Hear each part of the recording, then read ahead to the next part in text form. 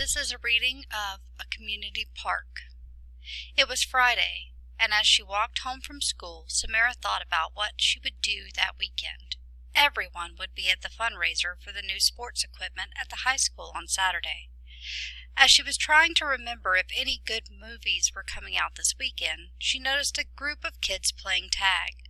Samara thought they looked comical running around in circles on a small plot of land between two houses. Well, they certainly seem happy, thought Samara, as the light turned and she crossed the street. On the opposite side of Cherry Street, Samara saw Mr. Peters sitting on a bench. He was reading his newspaper as the heavy traffic of the town's main thoroughfare whizzed by him. She wondered how could he concentrate. Later, as she took the last turn onto her street, Samara saw her neighbor planting her annual vegetable garden.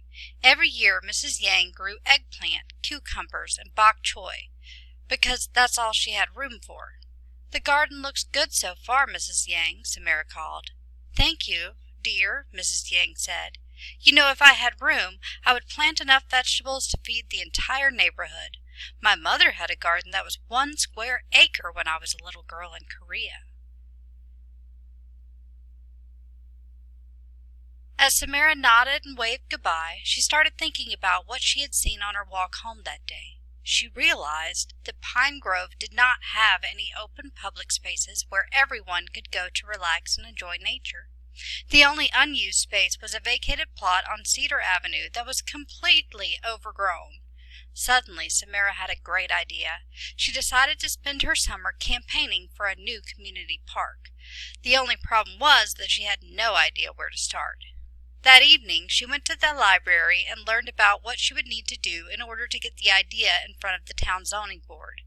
It was all a little intimidating, but Wanda, the reference librarian, helped Samara break it down into manageable steps. When Samara mentioned the Cedar Avenue plot, Wanda's eyes lit up. "That is a perfect spot," Wanda said. "It's right in the middle of town, and better yet, the town owns it." Samara spent many afternoons over the next few weeks at the library with Wanda and a few other librarians, drawing up a detailed plan to present to town officials. Samara and the librarians even planned and priced out irrigation necessary for the area that was designated as a garden. When the day of the zoning board meeting arrived, Samara felt nervous, but Wanda and the other librarians were there for moral support. Samara thought she at least sounded confident as she presented her idea to the board. When she finished her presentation, she was ready to wait patiently for an answer. Wanda told her that this kind of decision might take weeks, so Samara was surprised when the board members asked her to stay while they deliberated.